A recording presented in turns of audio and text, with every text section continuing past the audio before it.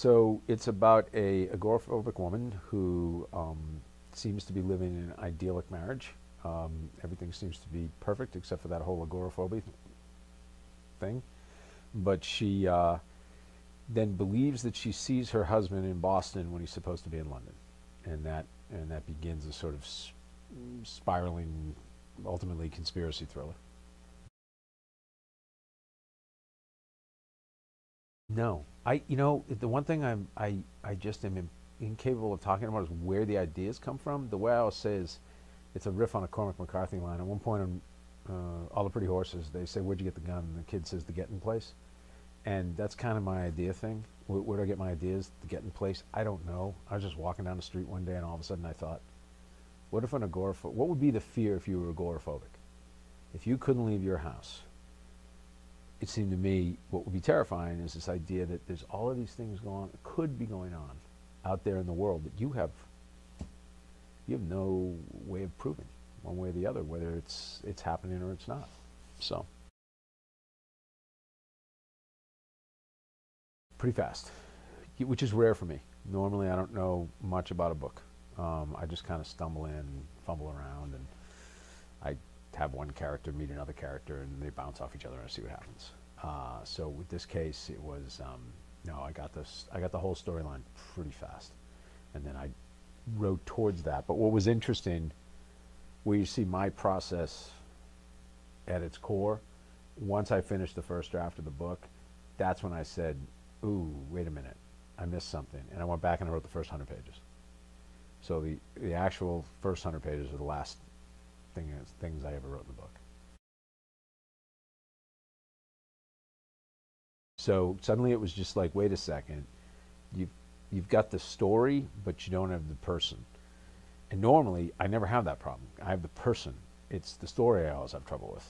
This time I had the story, but I didn't have the person. That's only happened to me with Shutter Island. That's the only other book where that happened. So only the fact that she didn't know who her father was. That was always in there from the very beginning. But this idea of, well, what was it like for her then? What was her life, what was her life like when she was growing up? That became the driving, that became something that was really fun to write, and became the whole first part of the book. So, no, I don't see a sequel to this book. I really don't. It's funny when I think I always leave certain things open ended in almost every book I've ever written. I mean, with the exception of the book maybe where a lead character dies at the end. Usually I leave something open. Um, and that's led people to constantly ask me, like, I get a question a lot about Mystic River, you going to do a sequel? No. The story's over for me. This feels over for me. But I see where people would say, oh, wait a second, there could be a whole other book after this. But if there is, I'm not ready to write it now.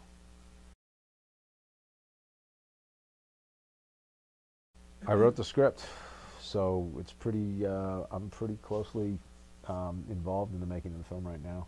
It's the first time I've ever written an adaptation of my own novel. Yeah, I never did that before, so it was interesting to do. So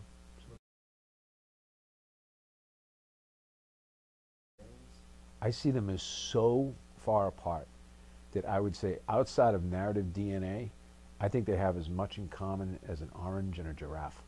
There's just nothing. Um, when you write a script, you're one of, you're just writing a template. You're just saying, hey, this is the room. Here's the dialogue. Moving on. You're one of like maybe 140 people who work on that. You're just one person, and that's your role. Your role is to give everybody the template to work from. When you write a book, you're God. You're or at the very least, yeah, no, you're God. So you do everything. You do every single thing in a book. When you finish a book, you hand it in. You work with your editor on it. As soon as you finish working with your editor, that book becomes a finite thing. It is never. It can be misinterpreted, but it can't be altered. Nobody can change your book. A movie, you hand in the script, anything can happen. You have no control over it. Zero. It's and then it'll be interpreted by 145 people, everybody from a set decorator to an actor to a director, and that can be wonderful, but the sort of sense of ownership is not the same at all. Yeah, I moved west to LA, and it was it was a trial move at first to see if there would be work because I like to work in TV a lot. I think I like to work in TV more than I like to work in film, and and the jobs just kept coming and coming and coming and coming, and now my kids have been in schools there for 3 years.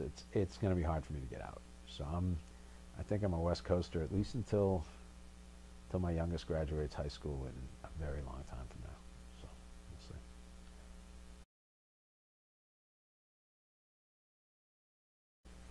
Yeah, and it's got its own charms. There's a lot to be said for it, but I think it's weird.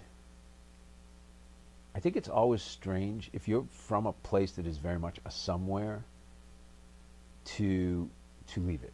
For me, it is. You know, was I don't think I'd be feeling this if I came from, you know, a forgotten kind of fly speck of a town.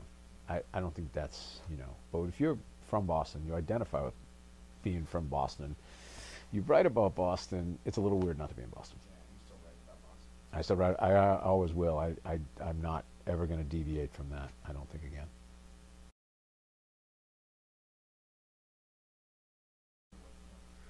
It's loose right now.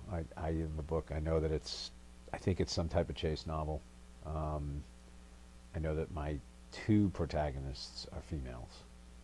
So somehow I'm on a, I'm on a female kick right now. I don't know why. I don't know how it happened.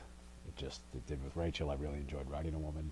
I'd always really enjoyed it when I did it in Mystic River with Celeste, even though she was one of four point of view characters.